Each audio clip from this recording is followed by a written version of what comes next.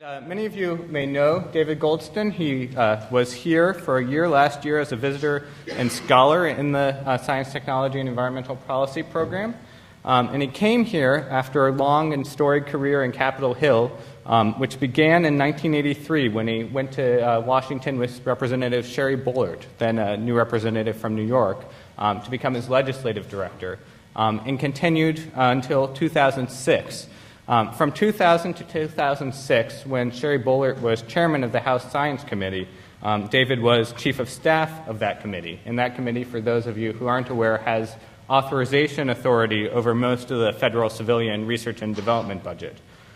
He's now in retirement from that position, the author of the monthly Party of One column in Nature on science policy, and serves on a vast number of boards and think tanks, including one looking at the use of science in regulatory policy, another looking at energy efficiency, and I could go on, but instead I'd like to welcome David back to Princeton so he can tell us about prospects and challenges for climate policy in the Obama administration.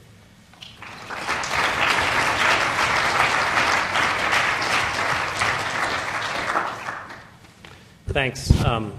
It's nice to be in this room without actually having to try to find a seat, which is usually what my situation was in here.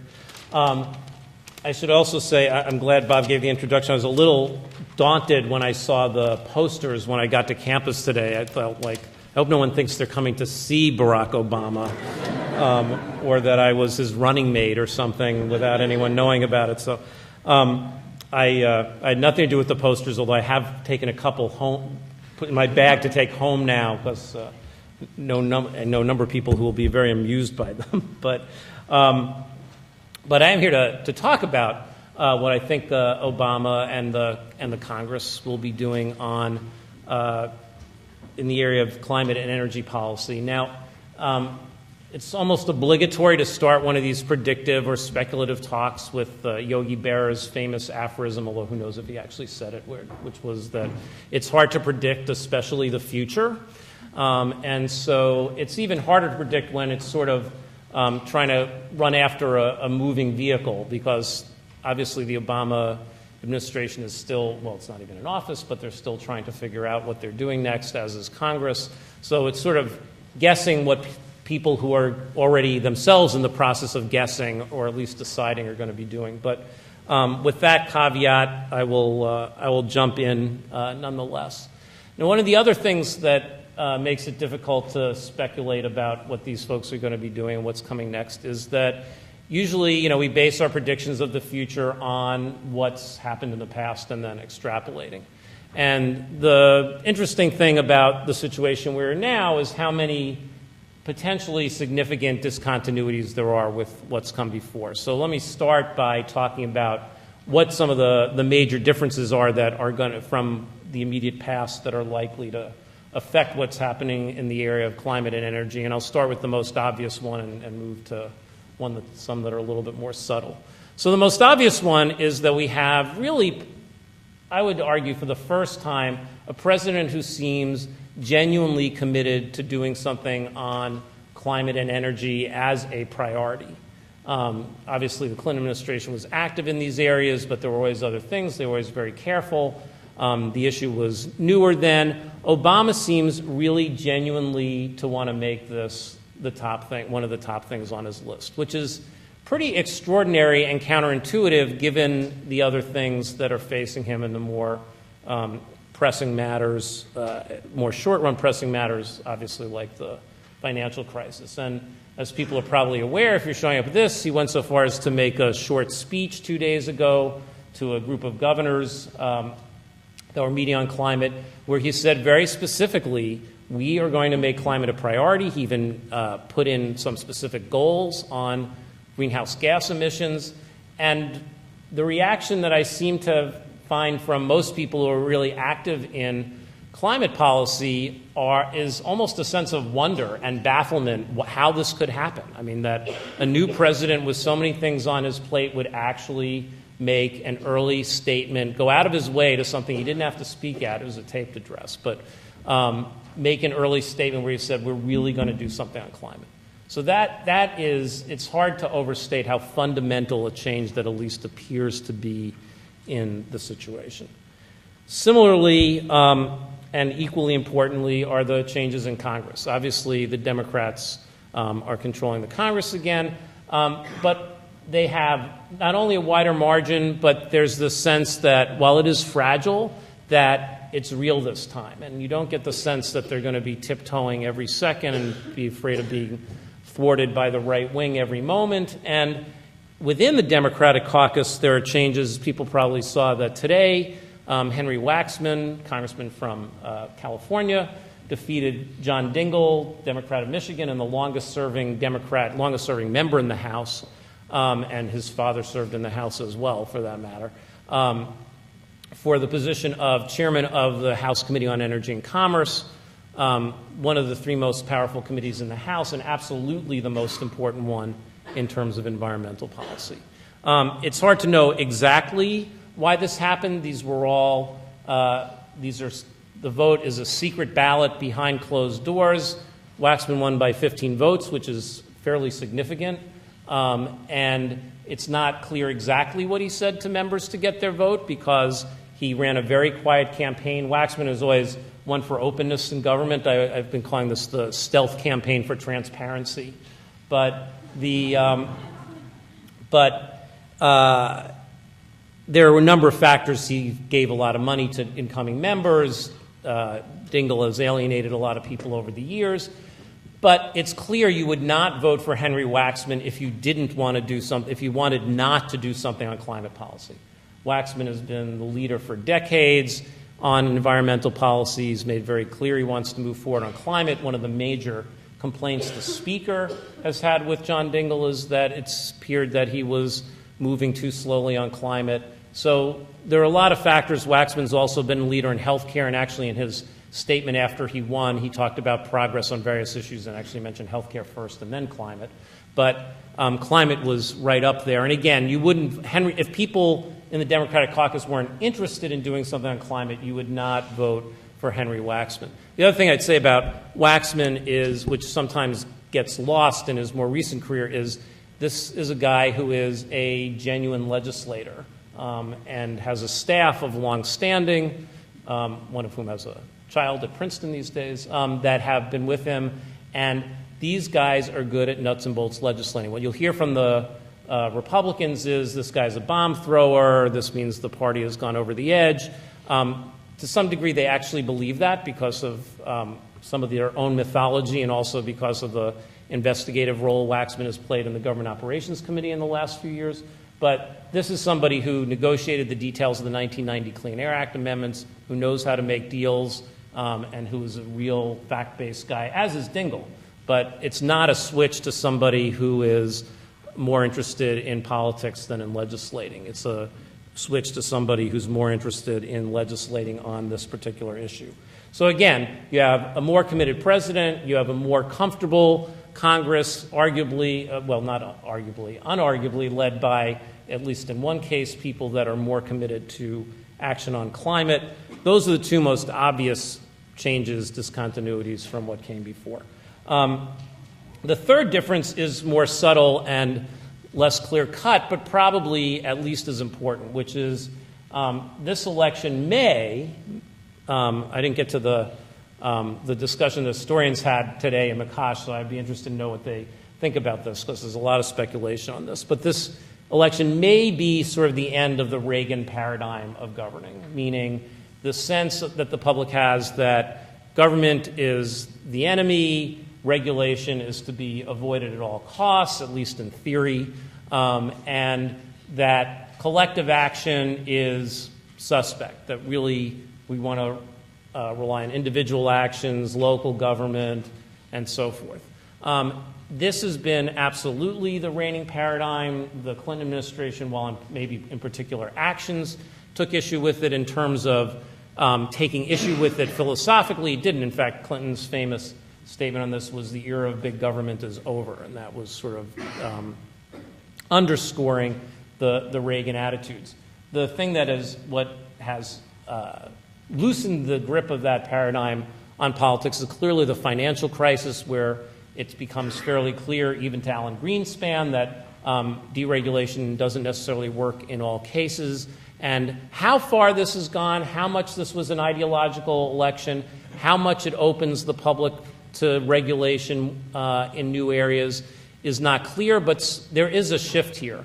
I was at a conference a few months ago, and one former corporate general counsel said maybe what people will learn from the financial crisis is that corporate America used the invisible hand to slit its own throat, which was a nice twist on Adam Smith. I'm not sure the public will quite see it that way, but there's room now that there may not have been for regulation. And this is essential because even more than specific attitudes on climate, the major barrier, I would argue, to action all these years is the sense that this is not the kind of thing that government does.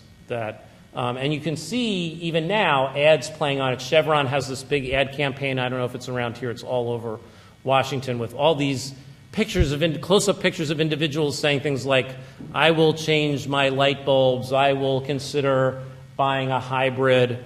And it's supposed to be all this good feeling. In fact, the website is something like, you will come and join us or something like that. But the message actually is, individuals can do this. You don't really need laws. You don't need collective action. And it plays on not only, a good desire of individuals to make a difference, but also this notion that, we solve our own problems, government doesn't solve them. But there's no way to solve a problem like climate without collective action through government. And so if that fundamental attitude really has changed or even just become more mobile, more movable, that will make a huge difference. So those are three changes from the past that all militate in the direction of actually seeing something happen. On the other hand, of course, there are also changes that argue against quick action. They're also fairly obvious. The economic crisis being first and foremost among them. On the energy policy side, or on the narrower energy policy side, the economic crisis arguably is an opening. For one thing, anything that involves spending government money, the feeling right now is spend as much as you can and get the economy going again. I mean, it's sort of this, triumphal return to Keynesianism. So in that sense, it takes barriers off. But on anything that looks like it may add to economic disruption, it's going to be a barrier. And so that's an issue. If whatever happens to the automotive industry is obviously going to have an effect on this. If GM and Chrysler survive into January, then anything that looks like it's going to then cause them to have more trouble is going to be viewed as suspect. So now there's been efforts to obviously combine getting them to move forward and giving them money like the $25 billion that was in the bailout bill that already passed, but it's going to be tricky. I would also say that one thing that's going to happen is if a climate bill passes, after that, any negative change to industry will be blamed on that bill, whether it's deserved or not. And you see this all the time. Conservatives in particular will blame environmental legislation for there being no new oil refineries built, even though the oil industry will actually admit that through most of the recent decades they wouldn't have built an oil refinery if you'd paid them because the market wasn't there, and actually they also expanded at existing refineries. So there's a lot of examples of this. If you can blame it on environmental law, you will. That people give credence to that, even though there are usually other factors. The number of coal miners coal miners are already in economic difficulty because coal companies in West Virginia blow the tops off mountains to get the coal rather than digging into them. But any mining job that's lost after a climate act, I can guarantee you will be blamed and ascribed to that climate bill. So having that understanding in a time when the economy seems a little precarious is tough. The third factor in terms of negative, in this case not changes, but facts on the ground, is again, like the more subtle one on the positive side, about public attitudes and public knowledge. And I would argue the public has almost no sense that this huge debate is coming up or what it entails. So the climate, even energy, but especially climate, was, if anything, conspicuous by its absence in the recent campaign. Energy issues started to creep up a little bit when prices were high, but then the financial crisis knocked it off. But climate was just not there. The press wasn't that interested in it. The candidates weren't. Both McCain and Obama had, when you come to basic fundamentals, the same position. McCain actually had a record that he could point to very easily on that, and it was one of the areas where he clearly wasn't agreeing with President Bush, so it wasn't really to Obama's advantage to bring it up. Both candidates, what they tended to do, I would argue, is they'd mention climate real quickly so that people who were interested in climate could sort of check it off and say, oh, yeah, my candidate cares about that, and then they'd run to talk about whatever else the speech was about. And so the public really had no introduction in a campaign that they actually were paying, unusual attention to, and that had educational effects. I'm not sure exactly what lessons people would take from it, but they were clearly paying attention. We missed this entire opportunity to have any kind of discussion about climate whatsoever. And it was worse than silence, because one of the fundamental facts of climate change legislation, of any energy policy that's going to matter, is it will raise the price of fossil fuels, right? That's how we're going to create a market for new things. The whole basis of new ideas, the whole basis of energy and environmental policy is the notion that there are externalities, whether it's environmental or military, to the current costs of fossil fuel that are not being internalized in the price, and until the price rises to reflect all the societal costs of those fossil fuels, not much is going to happen.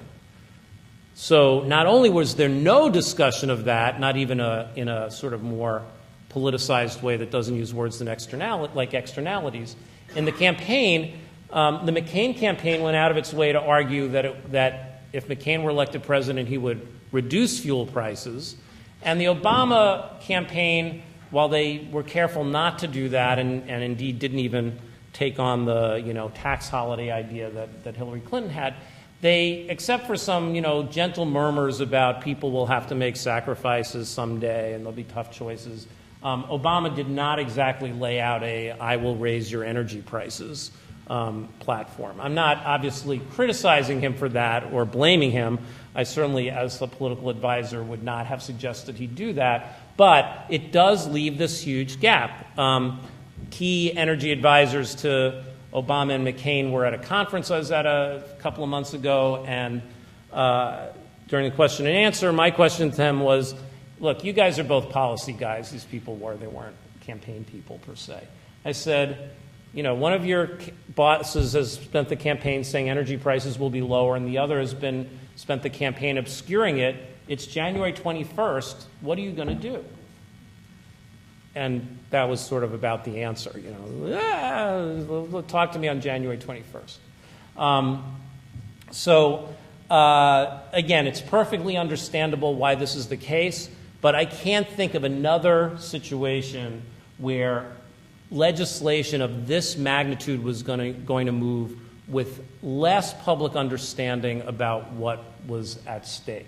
If you think of any huge legislation, civil rights acts, health insurance, you name it, Social Security, there was some kind of public discussion about the basic consequences, and there really isn't in this case. Okay, so where does that leave us with these factors on either side? What I would expect is that there will indeed be movement on climate and energy, and much more movement than we've seen in some time, but it's going to be slow and rolled out in stages, and I'll go over those stages in a second. But I'd say one of the interesting things, and another kind of surprise about where things are now, is that the environmental community, which is critical politically on these issues, because if Obama and Congress isn't being supported by them, where are they going to get their support on this? The environmental community seems absolutely willing to let Obama take some time on this. Generally, the environmental community posture in recent years has been, do this right away, do it in one big gulp. Anytime you split this up, it's going to take away pieces that you're going to need to get votes later on. Just do it all or nothing. We don't want more energy bills. We want a climate bill, period, and we want it now. And when I talked to one of the main environmental group leaders the other day, he said, as long as Obama makes clear that we're not done until we get the cap and trade piece done, you know, if he has to roll this out in pieces, if it takes months, that's fine. So there is this sort of honeymoon, which is useful. I would say it's a little bit tentative, perhaps, but right now, I think the environmental community is going to give Obama and the Congress the space they need to move ahead in stages. So here are the stages that they're likely to move on based on discussions I had in the last couple of days with some of the Obama transition people and some of the key congressional staff in Congress. So this is where it looks now. There'd basically be 3 stages, and I'll go into each of them a little bit. First would be an economic stimulus bill, which would happen presumably quite soon after the inauguration. Second, there'd be an energy bill that would move, sometime maybe late spring. And third, there'd actually be a climate change bill, which would move in, depends on who you talk to, sometime between the summer of 2009 and the summer of 2010. So what would each of those things mean? And so the first thing would be a stimulus bill. Obviously, the stimulus bill is not motivated by energy, but it can be an avenue for energy to come to the fore. The good thing about a stimulus package is nobody cares what it costs, other than it should be big. I mean, that's sort of where everyone is now. One of the Senate staff I talked to said there's a provision in budget law called pay-go, meaning pay-as-you-go. You have to balance with revenues or other cuts any additional spending. And he said the nice thing about a stimulus bill is it's a pay-go free zone. You just add things on until someone feels like I just can't take it anymore, and then you're done, right? So what kinds of things? So the trick will be how many energy things can be made a part of that? How many things can legitimately be viewed as stimulus? How many other things can be added? We were talking at lunch earlier. Do you advertise that there's an energy title in a stimulus bill, or do you hide it? I think that depends on whether people say, "Great, we're using stimulus and energy at the same time," or people start saying, "Hey, I thought this was a stimulus bill. Why is there all this energy stuff in it?" And then it'll be hidden more. But these are things where presumably there are jobs, things you can do with mass transit. There are programs to get weatherization done, to get building rehab done, anything that, and indeed it's the building trades unions that are, this aspect of it has actually brought the building trades unions into the environmental coalition. Generally there's been tension, to put it mildly, between the green groups and the labor unions. And so there's been all this effort to have what people call a green-blue alliance, or green-collar, blue-collar. And this may be the way to do that. So that's the first piece. The other thing that happens, so can that help? Sure. It's not going to remake the world, but it can make a lot of difference depending on how big it is. There's, most reviews say that, the simplest things you can do where you make money back on energy rehab for most homes, you can reduce energy use by about 25%. So there's a huge amount of efficiency things that can be done and creating jobs at the same time. At the same time, they'll presumably, obviously the president will make his first political appointments. He's already starting to do that. It'll be important who he appoints for Secretary of Energy, EPA administrator. I think one of the slots that people don't think of it in these terms that's extremely important is the director of the Office of Management and Budget. Every bit of spending has to get approved by OMB. Every regulation goes through OMB. Getting somebody there who's sympathetic to these issues will be critical. And the other thing is there's talk about setting up new apparatus with several kinds of new apparatus within the White House that would be energy-oriented. So there's a talk of setting up a National Energy Council, just like there's a National Economic Council and a National Science and Technology Council. They'll probably do this. The recommendations for this are coming from the kinds of people they listen to, like John Podesta. It sends a symbolic message. I don't think it actually matters that much. There's so much coordinating apparatus within the White House already that sometimes the question of whether even the White House offices can coordinate with each other, and it would be even more of a problem, except they're all understaffed, so that which limits their effectiveness. So it probably won't make a difference if you have a president who really cares about these issues. Then having an energy council doesn't add that much, and if you have a president who doesn't care about these issues, having an energy council won't change that. But it'll be another sign that the administration cares about these issues, and maybe it will do some good. I think, again, the place where coordination is really most important is inside the Office of Management and Budget. Okay, so that's the first set of things: stimulus, reorganization, appointments. The second is the energy bill. So the sense is that this will pick up sort of everything, other idea that's been kind of lying around short of climate change that, again, you can fit into a bill before someone cries uncle. So probably one of the features of it would be a renewable portfolio standard, which has almost passed Congress several times. These are standards that say utilities have to sell X percentage of have to get X percentage of their power from renewable sources. 27 states already have an RPS. They vary between like 4% and 25%, and they have different years when they kick in. One of the issues will be whether the federal standard should preempt those or just set a floor. Anyway, but that's the kind of provision that's likely to be a central feature of an energy bill. They'll probably revisit to some extent the offshore drilling issue that suddenly came to the fore last fall. There'll be lots of things to look at how federal procurement can be used to improve energy. And there may be new ideas. One Senate staffer said, for example, one thing they might do is right now the government can't enter into really long-term contracts for energy. They might pass something that says the federal government can and should enter into 40-year contracts for energy. And what that would enable the government to do is go and contract with a wind power or a solar power source and have a long enough commitment that that source can really take it to the bank and get the kind of investment backing that it needs. So there may be other kinds of creative ideas out there like that. The other thing that may be in an energy bill is, and would likely be, is technology spending. So everyone likes R&D, partly because it avoids discussions of more difficult things like policy, which is a problem. But you obviously need research as well as policies. And so an energy bill could be one of the venues where people say we really want to increase the amount we're putting into energy research.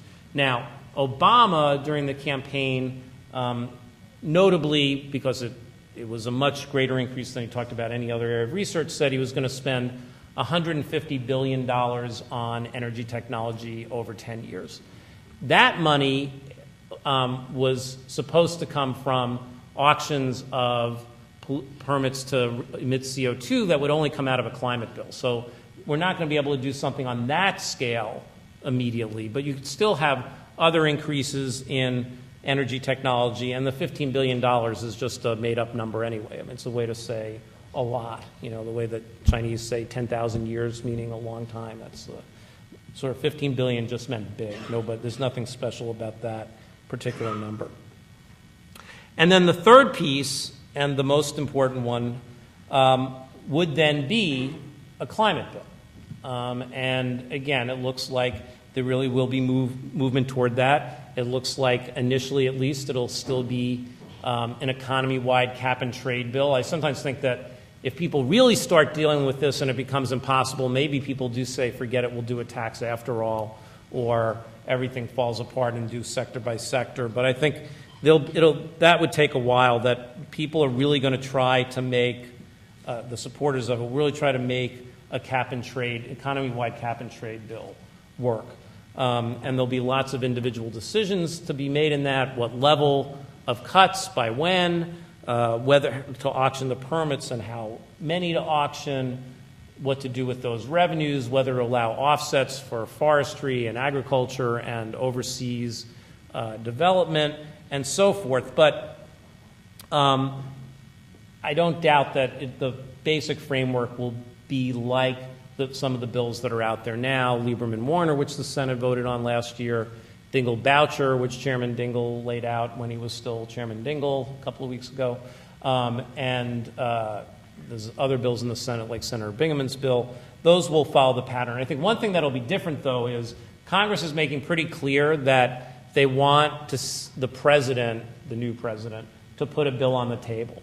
Now, this is the way legislation used to work until the current Bush administration. Administrations actually sort of sent up proposals. The Bush administration was always very careful not to do that. They were very effective at getting their way nonetheless, but no one was able to pin a particular provision on them. Congress is saying, to the Obama administration, you guys need to send up at least the outline of a bill, and preferably a bill, and then we'll have at it. But we want the administration to be in the mix. And again, that would really be a return to the status quo ante.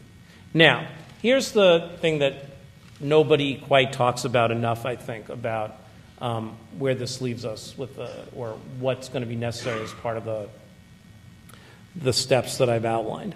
Everyone talks about how politically hard they are, how nothing's happened for all these years. There's a stalemate. The right wing is immovable. They've had corporate allies in some cases. The dirty little secret, though, is as hard as this is politically, it's going to be equally hard intellectually. And that's one of the things nobody is really prepared for yet. Even the technology piece, which is the easy piece, is going to be really hard intellectually. It's hard in two ways. One, obviously, we have to do the research. If we knew how to do this stuff, we'd already be there, right? So we need to create new energy storage methods and so forth. But it's also hard in terms of actually figuring out how to make this work. The government energy research programs have not been anybody's idea of massive successes in recent years. They've had their successes, but they haven't been models of success. Not entirely their fault. They haven't, in recent years, been adequately funded. They haven't been connected to policies that would actually make sure that things that are developed in the lab actually get out.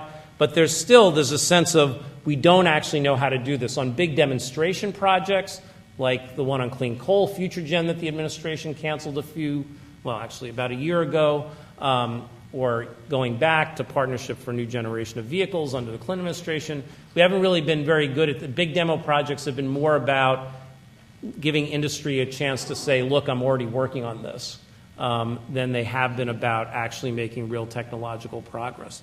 There's a lot of ideas out there now on how to change the organizational structure for research programs. There's on the books now an effort to create a new energy agency called ARPA-E, Advanced Research Projects Agency for Energy. There's talks about some quasi-governmental entities. There are talks about giving energy decisions on technology over to outside groups like the National Academy of Sciences, which I think is abdicating political responsibility where it's supposed to be. But the point is, we don't know exactly how to do this. And like all the other areas I've talked about, there hasn't been the kind of conversation there's needed to be for a long time on this. So President Reagan tried to eliminate all these programs. They got put back in. And since then, the entire debate in Washington has been, are you for these programs or against them? Not what should they do, not how do we make them better. It's almost entirely been for or against, that's it. That's not a useful kind of conversation to have if you really want to make use of these programs. Now, that's on the R&D piece. That's simple. On the comparatively. On the climate bill piece, we're suddenly monkeying around with the entire economy.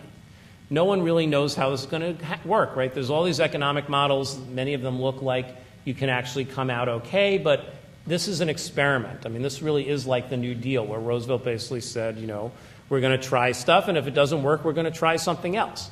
But nobody is quite in that kind of experimental mood, partly because the way the stalemate has worked for so many years, the people wanting climate action have had to make it seem more obvious. We know what we need to do. Let's just do it. Than is actually the case. That's not only true just on the economics, but even on the science. So we've talked a lot about. We've had discussion over the years about is anthropogenic climate change real or not. There's pretty much a codified scientific answer in the IPCC, in the Intergovernmental Panel on Climate Change, where most climate scientists would say pretty unequivocally, yes, human beings are creating climate change. Now, in terms of the kind of debate we've been having up till now, which is, should we do anything, that's pretty much all the science you need to know.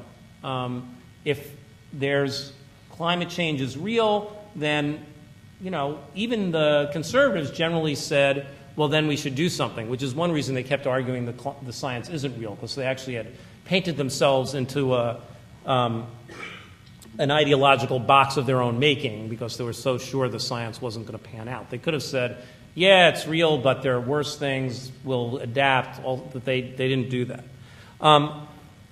But if you're actually going to write a bill, then you start asking science questions where scientists actually aren't so sure of the answers. What level of atmospheric concentration of what temperature level is actually risky enough that we should aim to get there? What level of atmospheric concentrations of greenhouse gases are likely to get to that temperature? What levels of emissions are likely to get to that level of atmospheric concentration? What's going to happen to the oceans? If we're doing this, how will we know if we've actually got it right? Since we're spending all this money. I mean, you can measure the concentrations in the air, but in terms of impact, it's a little trickier. If glacial melting slows down, is that because of something we did? Hard to say, because scientists will tell you we actually don't really know a lot about what's going to happen to the glaciers next if we don't do anything. So all these questions, people are going to start saying, wait, I thought you told me we knew all this stuff.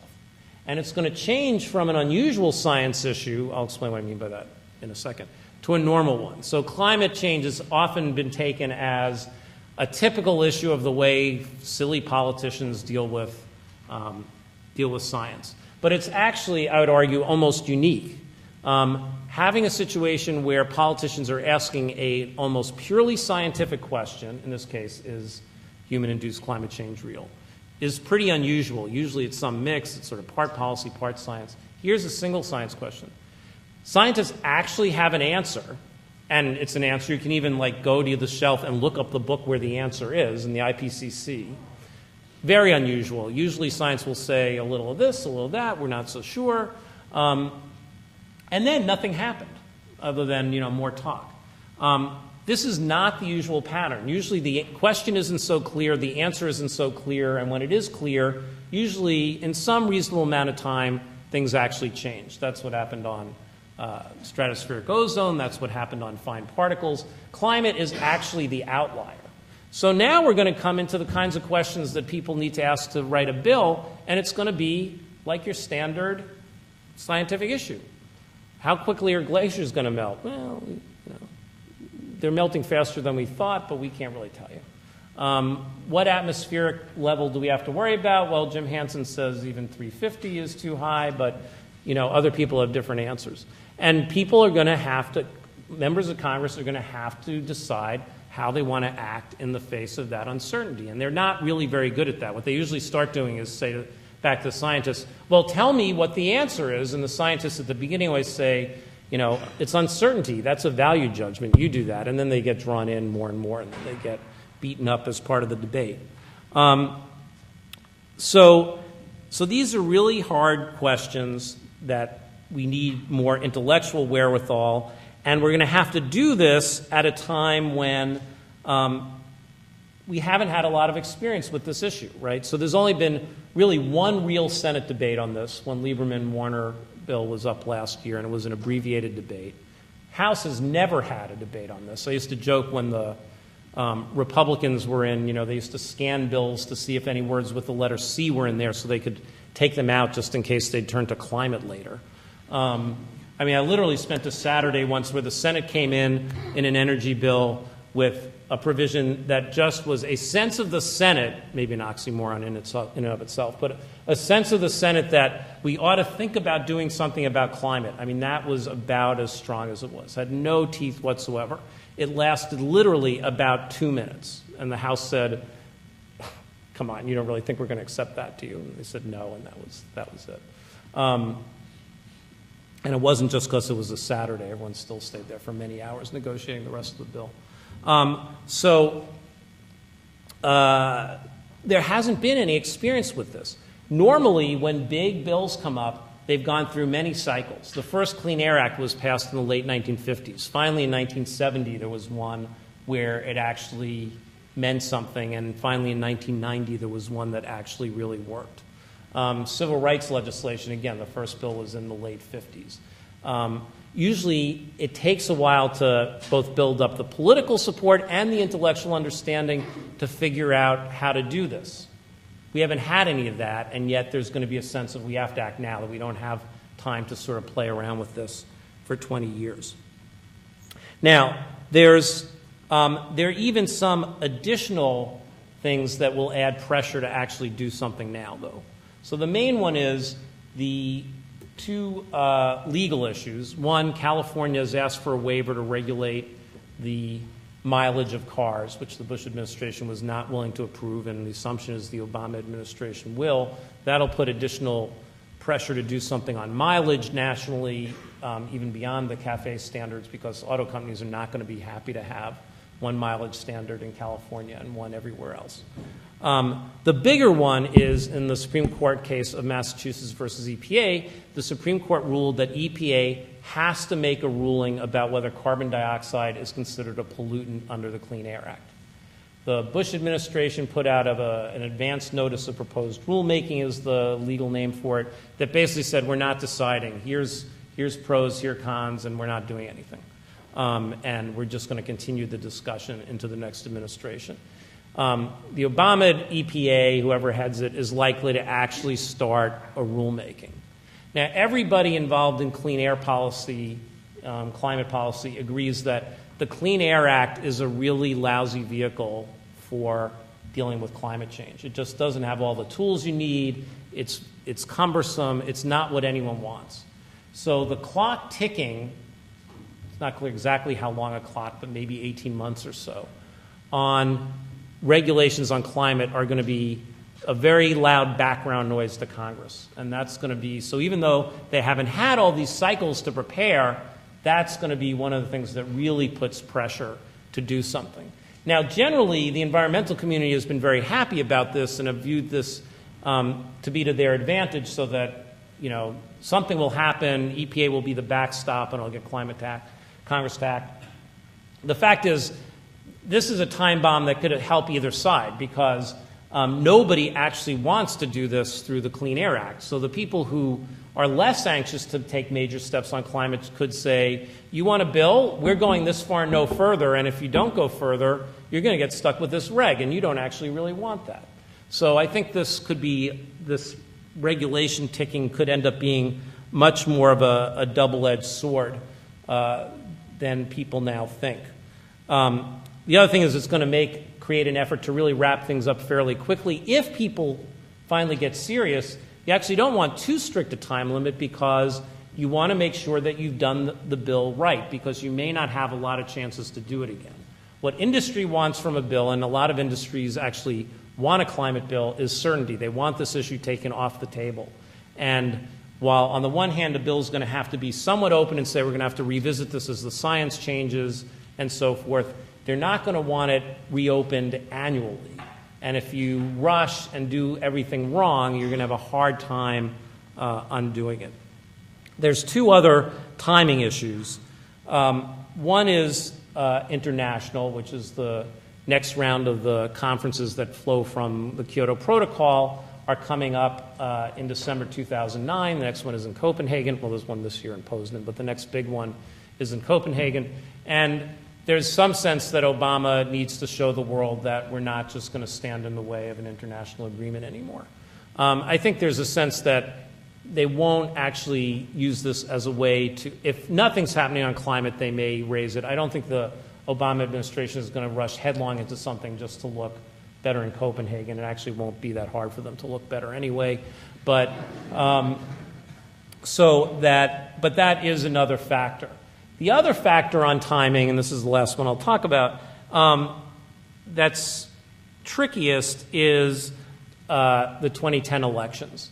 Now, it may hurt your stomach or head to even hear the word election after what we've just been through. I certainly don't like to even mention it. But the feeling always is, well, you want to do this. The conventional wisdom these days in Washington is you want to do the really tough stuff in the first year of a presidency and in the first year of a congressional election cycle, because then it gets too close to the election and nobody wants to do anything because they're all too scared. This is a little bizarre in a way. I mean, and not exactly an advertisement for democracy. It's also not clear that it's actually entirely true. Most major pieces of legislation, if you think about them, actually are the something act of an even year, particularly in environmental policy. Clean Water Act of 1972, Civil Rights Act of 1964. Now, some of these are a while ago, and politics worked a little differently then. You didn't have this constant soundbite ad campaign. But I still think it's not entirely true that you can't do things in an election year. I also think this is big enough that all that reasoning goes away. The idea that people are going to forget that you did something on climate change because it happened the year before, it just strikes me as a little bit ridiculous. But doesn't matter whether it's true or not. I mean, it's part of the thing. People are going to be using this. You've got to get this done by summer of 2009 or we're doomed. You'll start hearing that, which will mean that some of the patience of the environmental groups and others that I talked about at the beginning may start running out. How that affects things, it could cause everything to break down. It could cause it to move more quickly. Hard to know. I don't think that clock actually is so immovable. I think the other thing is there's the question of when a climate change bill passes and then when it actually starts having a bite. So, if you pass it in 2010 and nobody actually feels any consequences till 2011, that may be the perfect time to pass it. Or it may be terrible because people say the world is going to fall apart when it clicks in 2011, and it turns out the world is still around in 2012, and people think, I shouldn't have listened to all that negative prophecy. So it's a little hard to know how this works. The one thing that one can guarantee is that people will start using the idea of the looming 2010 election as a deadline probably about February 1st.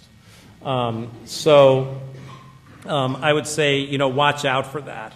There are other ways to create pressure. There are other ideas that are out there in terms of legislative gaming is a little unfair, but legislative strategizing. So, for example, you can put the auction revenue in a budget bill and then basically require Congress to somehow come up with that revenue as part of the budget. It actually, I won't go through all of it, but it changes the legislative vehicle you use. The right wing used to always try to win Arctic National Wildlife Refuge votes this way, and indeed did win one under the Clinton administration, which President Clinton vetoed. But I don't think anyone's going to be doing that the first round. I think that would be viewed as too aggressive. So where does this leave us? So I think, again, it's hard to overstate how big a deal this bill is, how fundamental a change. I would argue this is probably the biggest piece of legislation since 1965, since Medicare and the Voting Rights Act and things like that, even bigger than the other environmental bills in terms of scope, fundamental change, political hassles, intellectual challenges. This is really hard, and even harder because compared to the environmental bills in the 70s, there's no sort of symbolic event. There's no picture of the Earth from space with a brown spot over LA from the smog. There's no Cuyahoga River catching on fire. I'm not longing for these things, but they do tend to make politics easier. And so we have this biggest change biggest change in 35 or 40 years. We have a public that is probably more open to discussing these kinds of issues, but basically totally unaware of and unskilled in the kind of discussions that are going to take place. New questions, members who really haven't had to deal with this before, because people would sign on to all sorts of things up till now because they knew they weren't going to pass, and so they could basically say, as long as it looks like something that's going in the direction I like, I can show them for climate, and I don't have to worry about that. I don't have to sweat the details now. This is a really unusual situation to be in American politics, and it'll be very, very interesting and extraordinary to see how it works out. As I said, I'm cautiously optimistic, but if you can't be cautiously optimistic in November, when people don't even take office till January, when can you be cautiously optimistic? There's a great quote from the essayist E.B. White, which I just think summarizes like all of political science in one sentence. He said, democracy is nothing more than the recurrent suspicion that more than half of the people are right more than half of the time. It's kind of a thin reed to rely on, but it's what we've got. So it'll certainly be tested on this bill, and we'll see what happens. Thank you.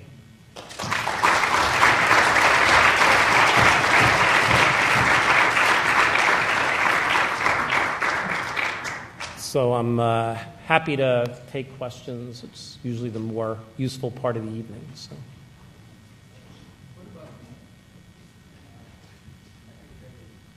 What about the use of executive orders to implement some of this change that you're talking about? So I have no doubt that they'll try to use those to the extent that they can. And again, I mean, the EPA regs, while not executive orders, are fully within the purview of the executive branch. I haven't seen like a list of executive orders. I mean, there are certain other areas they've talked about that. Bush executive orders they're going to reverse. There are some generic ones on regulation that some of the reg reform groups want them to reverse, things that make everything go through OMB when people don't want that to happen. So they could do that. I think they're going to be cautious about that, though. I mean, they have congressional allies. They sort of need to gradually build up this congressional support. So I would think that they would be using those sparingly, but I think it's early to know, and I haven't heard I haven't heard them come out with a list of, even a private list of, here are the ones we're thinking of in this area. But on federal purchasing, for example, they could do something on green purchasing by executive order that could have an impact, for example. Who would be on your dream team for the White House, the cabinet positions and DOE, EPA, maybe OMB, and also for the quote czars that might go to the White House, Right. climate change? So I'm not just saying this to avoid the question. I actually don't have a specific dream team. I would say, so I'll say a couple of things that in some ways are just bromides, but you might as well say them. So one is, it needs to be a mix of people who have experience. I don't have a problem with having a fair number of Clinton people in the administration. They're the ones who have done this stuff before, and most of them are very talented. On the other hand, you need at least some people who are going to bring in some new ideas.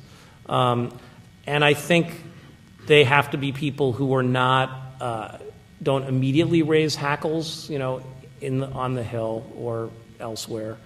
And the most important thing on especially the czar-type positions and even existing positions like the science advisor, they have to be people that the president really not only directly trusts, but has some kind of pre-existing relationship with.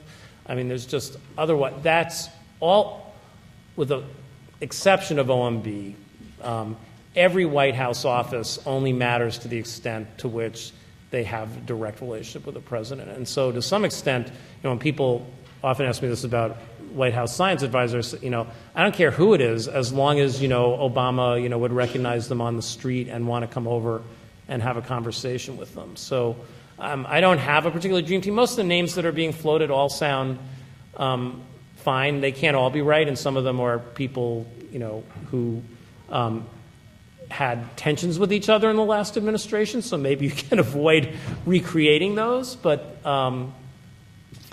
I think, the kinds of people that are being talked about, I think all would be fine. I asked one of the Obama people the other day, when they thought they'd be rolling these out, and he said, by the end of November. I said, that's next week. He said, well, maybe then by the beginning of December. So, but I think the point is they're moving really fast. I must say, I keep saying, can't these guys go away for a couple of days? I'm tired of reading the paper every moment. And I was in Chicago for a conference, and I walked into a coffee shop on Michigan Avenue on Saturday afternoon, and I ran into a couple of the Obama foreign policy team, one of whom I knew because he used to work on the Hill, working away, and I asked them what they were doing there, and of course they didn't even bother answering why they were there at 4 o'clock on a Saturday afternoon. That was just expected. They said the campaign office had already closed and the transition office wasn't open yet, and so the future of the world was being planned at Caribou Coffee on Michigan Avenue.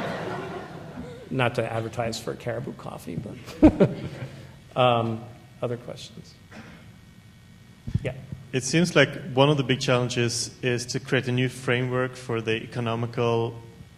new economical paradigm, especially international. And this was something that people were able to negotiate very efficiently, almost too efficiently, with the WTO system.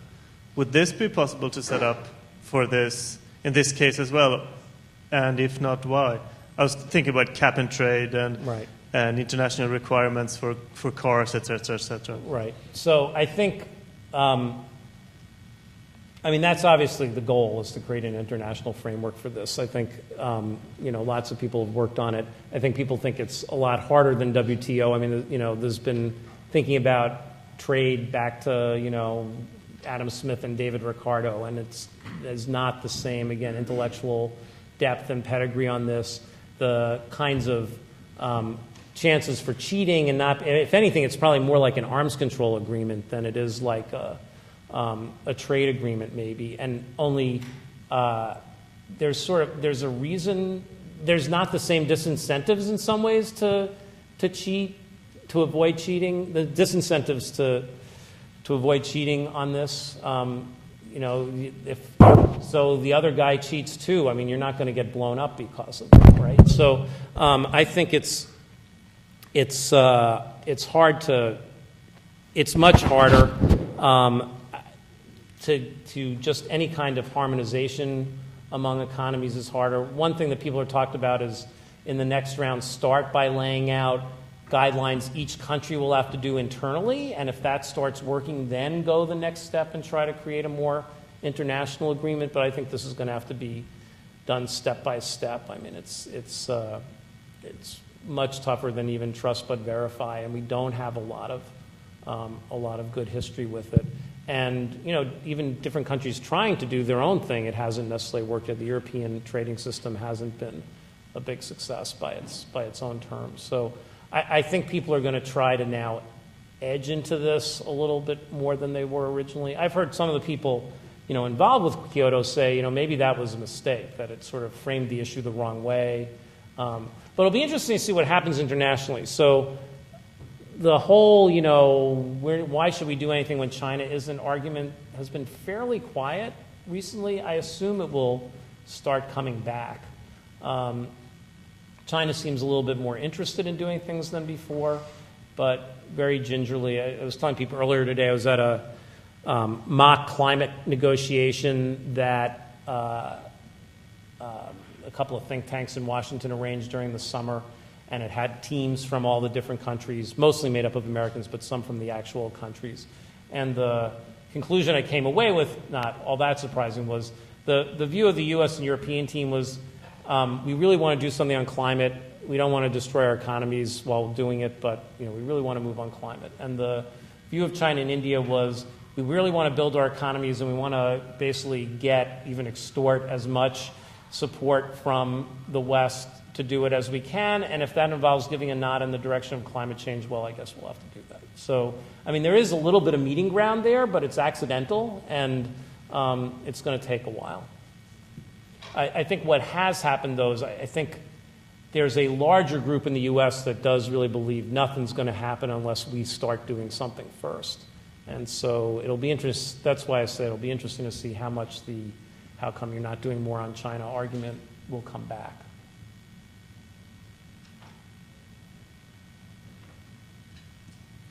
I'm just curious if there's any real discussion on sort of the side effects of cap and trade in terms of, you know, the potential for being a license to pollute, or the outfalling of hot spots, and that certain companies, corporations could take advantage of the situation or their financial situation and create hotspots, and then the relationship to the environmental justice issues that are fallout from that as well. Is that dialogue happening? Sure. I mean, there's some discussion. Well, certainly the first one. So this issue of license to pollute is really the whole argument about whether the credit should be auctioned or just given out.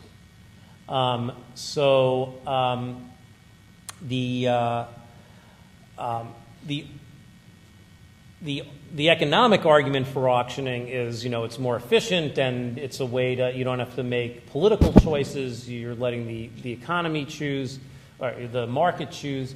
But the ethical argument, I guess, for auctioning is otherwise you're giving people free rights to pollute. And so that's one reason why auctioning has moved into the mainstream of political debate so quickly. I was saying earlier today, I mean, it's really remarkable when you think of it. I mean, 3 or 4 years ago, auctioning looked like, you know, this crazy stuff that economists were writing up that, you know, you'd sort of come in and say, yeah, you think carbon tax is good or auctioning, and now we'll go back to the real world, you know, go write some more. And in really short order, I mean, it's become pretty central to the debate. If McCain and Obama had a climate debate, that would have been the big thing that they were arguing about, right? I assume McCain would have argued that auctioning is a tax, and Obama would have argued that other distribution forms are a giveaway, and they both would have been right. So, and public would have been totally baffled, no doubt. But so that discussion is out there. I think most people assume there's going to be some mix of credits and of distribution and auctions. The one case we have here in the past, which is acid rain, and the program is viewed as fairly successful. The credits were given away, but it was a much smaller program. You know, my view is you don't want to be ideological about this. Actually, there are advantages and disadvantages. You want to mix and match and learn as you go. Interestingly, one of the utility leader who's probably the most active in supporting a cap and trade system, Jim Rogers, the head of Duke Energy, who's spoken here at least once, is absolutely adamant against auctioning. So it'll be tricky. And again, the auctioning got on the table remarkably quickly, but then it also became standard in the legislation really quickly because, again, people thought, well, this isn't passing anyway. The hot spots, I mean, I'll defer to people here with more of the science, but most of the climate issues, carbon dioxide, it's not like it's a toxin like mercury or something. There aren't that many concerns about hot spots. I was talking to one group today that was arguing on some climate things like black carbon. There can be hot spots, but there are health consequences to that, so there are reasons other than climate to take care of it. So I don't think that from things I've heard so far, I don't expect hot spots to be a particular issue in the climate debate, but as we learn more things and different issues get on the table, that could change, I guess. Let me start in the back there, and then we'll. Yeah. Yeah, I'd just like to address the question about kind of knock-on effects.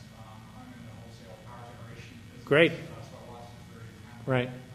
played out in particular in New Jersey, and I've been advocating against a state-by-state patchwork approach, principally because of the dislocations that we create in the market. Right.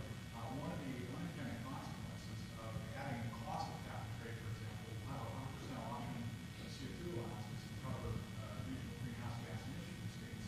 And what that does is it increases the wholesale cost to produce electricity for fossil fuel generators. And the way the wholesale market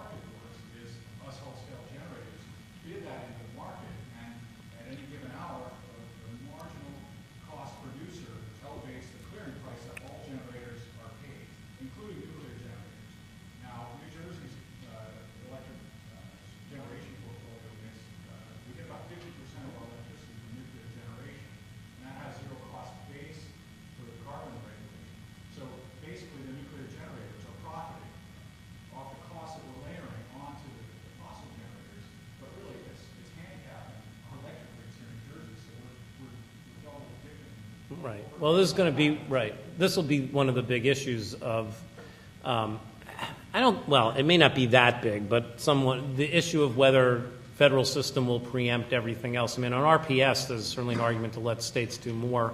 On climate, I think it's a lot harder to make an argument that you want, for the reasons you talked about, among others, a lot of regional systems that are piggybacking on a federal system. But that will be one of the fights, and how to bring in people that already had to buy credits under a state system. I mean, it's another reason why it's a shame we've taken so long, because this wouldn't have been an issue a few years ago. I feel Belgium to carry forward as we're over increasing the cost of electricity here in New Jersey, with displacing manufacturing to places like China. And they've already built all the coal plants for the next 4 years, so they're locked in. It's no wonder that they're ready to talk. Right. Well, and if you want to add another thing, we finance our national debt by having the Chinese buy it. So right. It's not a happy circle there. Somebody over here had a hand up. Yeah. With regard to energy, I guess. Oh, sorry. Go ahead. We'll come back down here. I know that we subsidize corn for ethanol, and that's not really about how it otherwise is very inefficient. Right. Do you think that we're likely to reverse that in any way, or is the farm bill just the farm bill and everything going to change? So I don't know. So Obama has been very supportive of ethanol, particularly, partly because of Illinois. Whether he would continue to see things that way is a little hard to know, although he's still going to have to win again, obviously, presumably he wants 2 terms. I think what you'll see is more of an effort to dump more money and figure out how to start developing cellulosic ethanol. But my guess is, even though ethanol has not worked out how anyone, except maybe the corn growers, had thought and hoped, my guess is what you'll see is the status quo sticking around for a while until we actually develop some of these other technologies, and then there'll be a fight about what you do with this new vested interest that you've created. It's interesting. I mean, the ethanol thing, I think for a while was a genuine, it's one of these things why it's hard, where this is while you're on a learning curve. I think there really was for a while a sense that we finally found the win-win thing. People understood that corn growers were going to benefit and that corn wasn't going to be the long-term solution, but the notion that it might actually be causing more problem, the food prices, although there's some dispute now about how much of the food price increase recently really was from ethanol. I think people so want to find a way to do this that's easy, and it just isn't there. But anything with farm legislation is tough. I once had a discussion with the chief of staff of the House Ag Committee when I was up there also, and they had just gotten some bill through that had which level of ridiculous stuff in it, I don't remember, and it was called something like, the Defense Farm Act. He always had defense. And I said to him, Bill, boy, it really pays to have the word defense in a bill title. And he said, it pays to have the word farm in a bill title.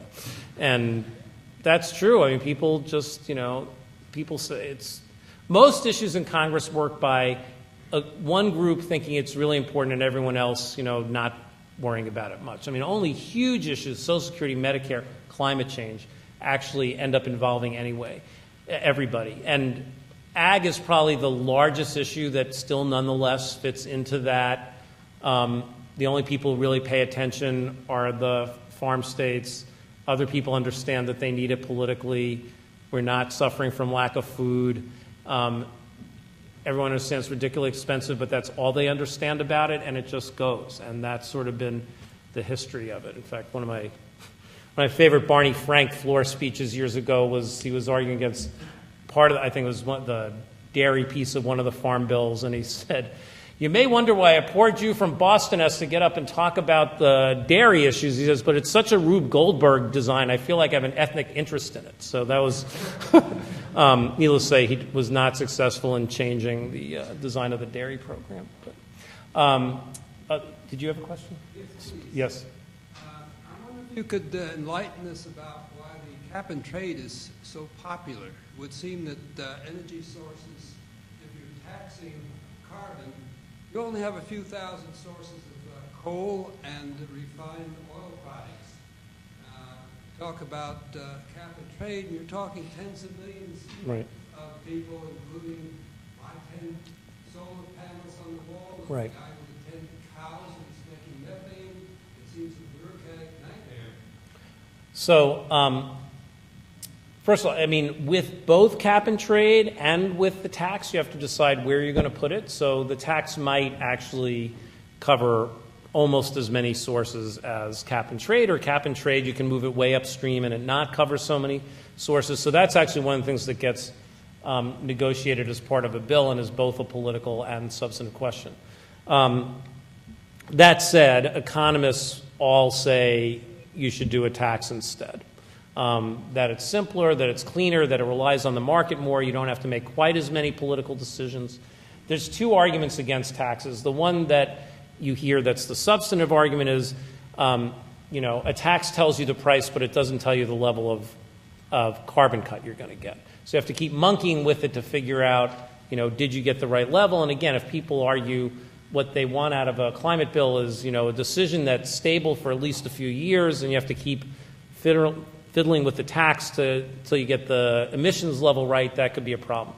The climate cap and trade is the opposite. You pick the level and you have no idea where the price is, which creates its own issues, and some of the cap and trade bill have escape valves if the price gets too high. You've got a problem. Someone today was pointing out you may also have a problem with the price being so low that it doesn't do anything. Then what do you do? So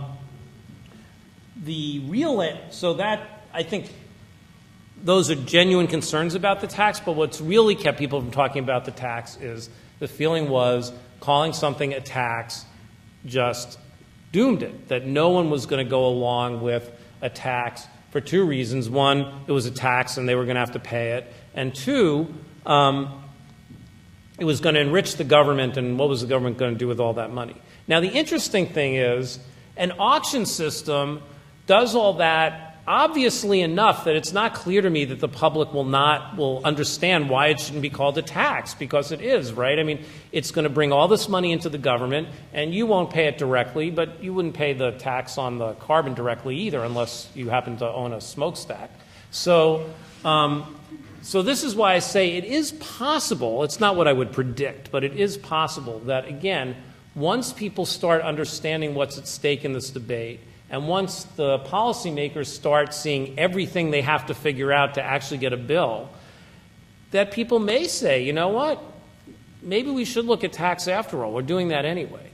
Or maybe you do this for a while and you get the public used to the revenue idea, and whatever happens with that revenue, there's a growing sense that you want to rebate a lot of it, depends on how, so that you limit the economic impact of having raised energy prices. Then the public, maybe if the money's coming in and going out, maybe they don't mind that so much. Now, they still claim to mind it if it's not their money that's, coming in and out. I mean, that's why Social Security is set up so that people think they're getting their money back when, they're getting my money, right? Because it's the current generation that's paying, and people get way more back than they paid in. But people don't understand that. People think they've got their little Social Security account.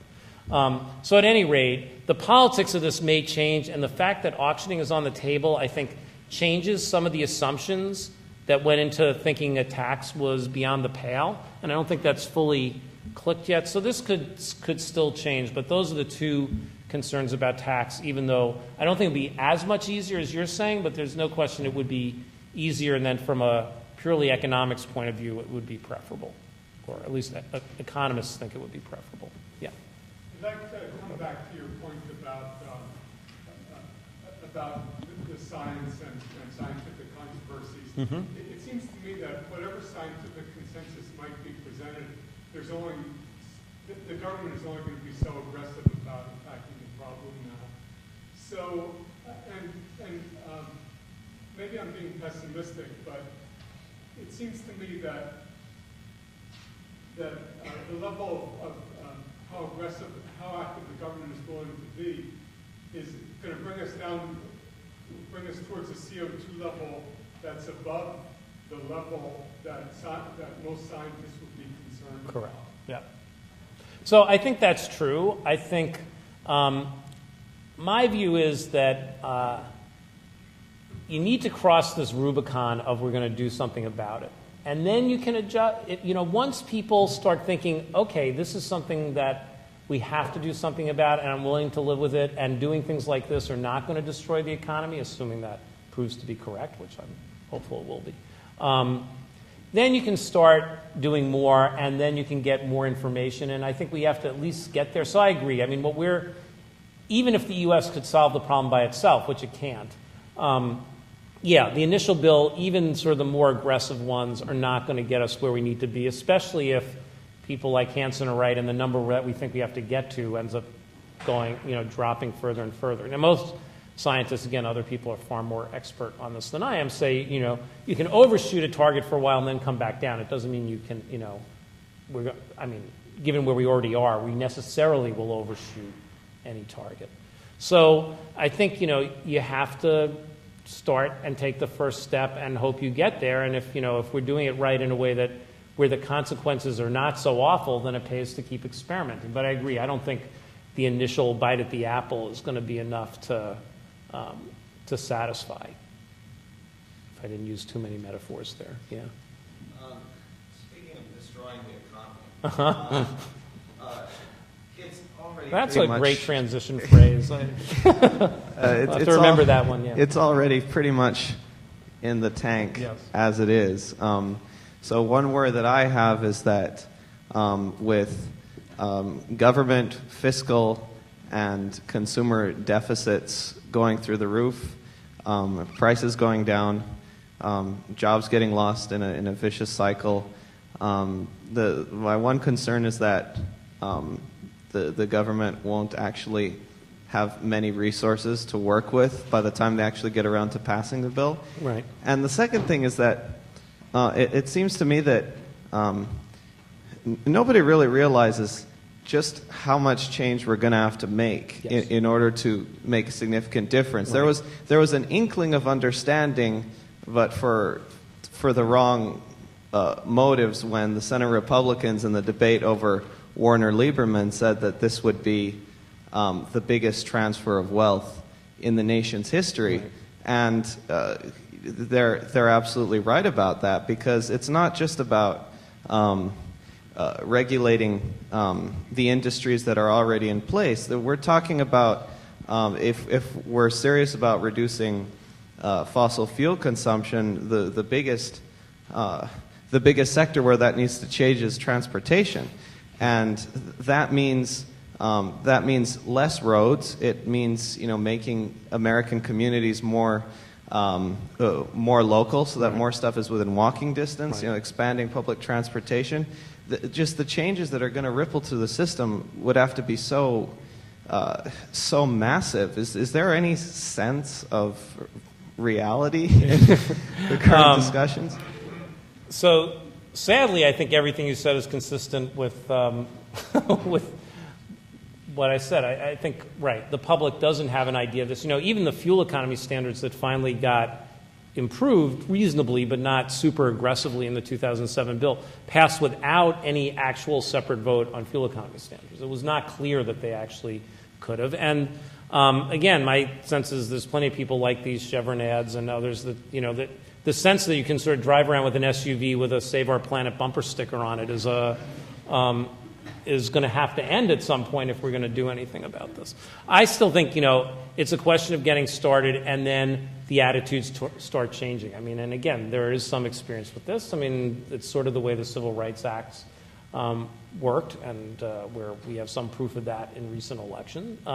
So I think you got to get started. In terms of the government not having enough money to do this, I think, again, on the initial stages, the feeling is going to be we want to spend money whether we have it or not on climate, but because of the economy. Further on, I think the auction revenue or tax revenue, even though that's obviously taking money out of the economy to the extent most of that gets recycled. The economists who have modeled this stuff should be the ones really answering the question, but the sense is that if you phase this right, there's always going to be people stuck in the transition, and it doesn't feel like a transition if it's happening to you. But that if you phase this in right, that you basically create a new economy that in the end is healthier and just as able to create jobs as the old one and so forth. it's an open question. I mean, these have been largely not just rhetorical points in the sense that they don't have any backing. I mean, there's real hard economic work behind it. But it's nobody, I think, would argue we really know for sure how things will work out. So that's why I think it's one of these cases where we have to get started and we have to be willing to be flexible. And the first time something goes wrong, not say, God, the whole thing has to be thrown away. And at the same time, not patting ourselves on the back and say we took care of that. So I think all the problems that you outlined are exactly the ones that have to be out there. I think the number of people who fully recognize that, even within the policymaking community, never mind within the larger public, is exceedingly small. And that's why I say this is really unique that that people are talking about moving on something this big with this few of the preliminaries, the normal preliminaries taken care of. And we'll see. I mean, I think, again, it's done real damage, the fact that the debate has been, do you believe in this or not? Don't you think we should do something on this or not? Which really forced everyone to really be quiet about the others. And the problem looks so big, even in something like the Gore movie, it has that list of things you can do at the end, and there's this sense of, don't worry, we can just do this by acting together.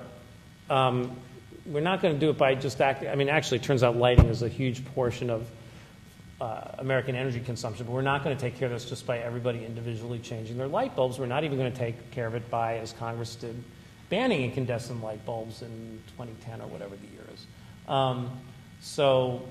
Yeah, I think the discussion is going to, if we're going to get serious about this, the discussion is going to have to change slowly but fundamentally. And, maybe the stimulus bill isn't going to cause that to happen. The energy bill piece may start to, because things like an RPS actually do raise energy costs in the short run.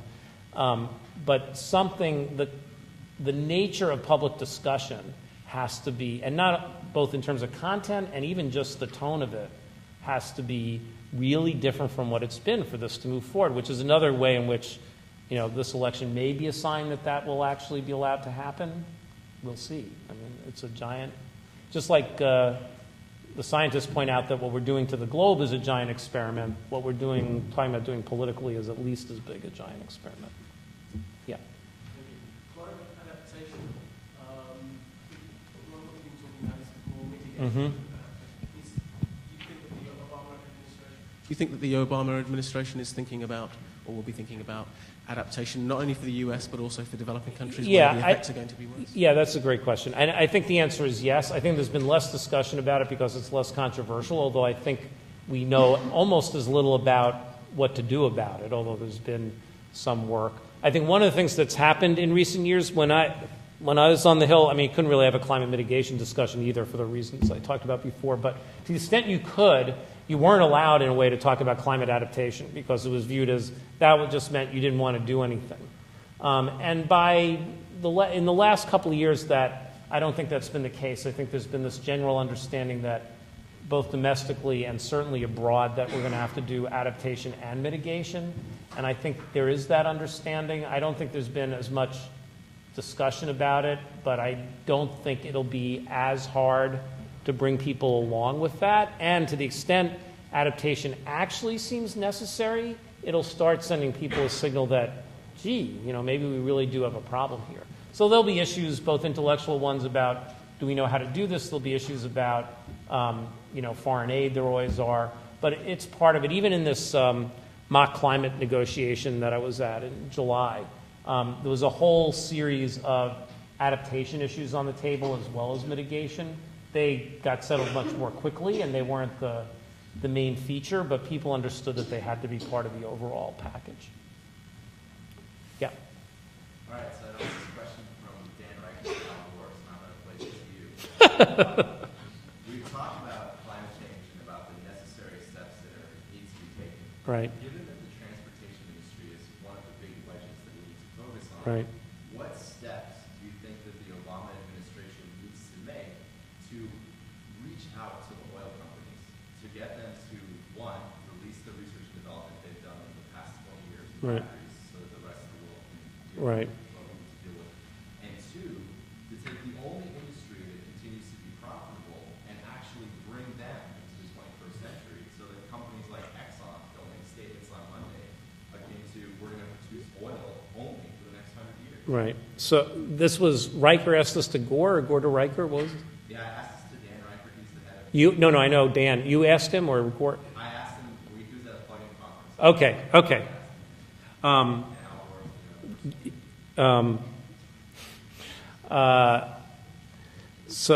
Well, I'll answer, and then I'm curious particularly as to what Dan answered to that. But Dan ducked the question. okay, well, good. Then at least I'll be in good company if I duck it. But so I would say a couple of things. One is, so in terms of the research, I don't have a sense from talking to researchers. I was just on a panel the American Physical Society has, for example, that there's a feeling that there's a lot of bottled up research that we don't know, that we haven't been able to tap. There's no question that the companies have been putting money, different companies to different extent, into other kinds of energy, mostly solar and hydrogen and so forth, but they've been doing battery research as well.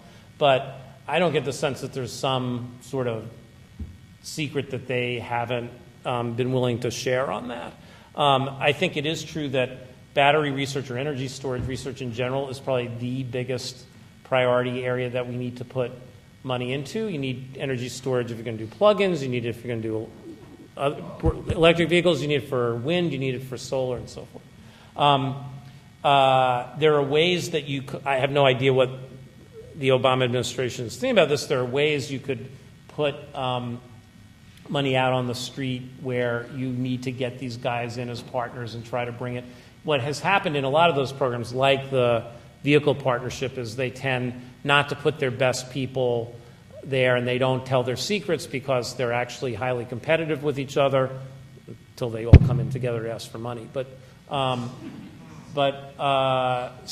even then, I'm sure, it'll be interesting. I don't know what GM is learning about Chrysler across the merger negotiation table, but I'm sure there are surprises in both directions. So I think there are ways to try to tap the expertise there, and I think the companies, despite their bravado, and Exxon is, in each industry, one company, now in that case it happens to be the biggest, tends to be the one least willing to change. And Exxon is like that, although even Exxon has sort of been talking a different line than they were under their previous CEO.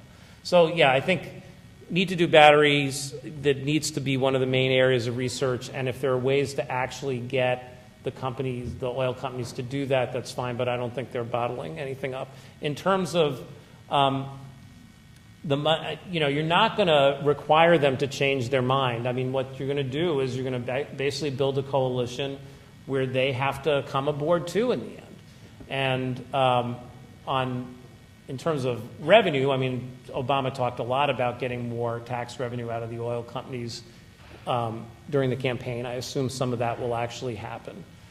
But the fact is, you're going to basically have to build a coalition that they have no choice, just as you got the auto companies to finally agree to CAFE standards twice in the last 30 years, when they just felt like, okay, we fought this as long as we can, we're just going to have to do something, and unfortunately, they didn't learn after the first time that it was actually in their advantage, and they fought it, the second time also. And then at least they don't do what they used to, which is argue that they're going to make you more unsafe. And I once lost a campaign contribution for my boss because I shouldn't tell that story, but I will anyway.